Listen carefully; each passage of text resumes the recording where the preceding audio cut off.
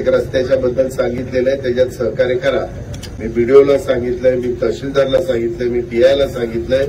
काकालाही म्हणलं विश्वासात घ्या, कारण काका लोकांना विश्वासात घ्यावं लागतं, त्याशिवाय पुढे चालत नाही. म्हणजे काका कुठे वाढलं नाही तर लगेच दादा घसरले, कुणावर घसरले. त्याच्यामध्ये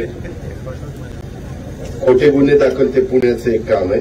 असे वेगवेगळी बाबांना निवेदन दिलेत, काही माझ्या पीएसकडे मी दिलेली आहे.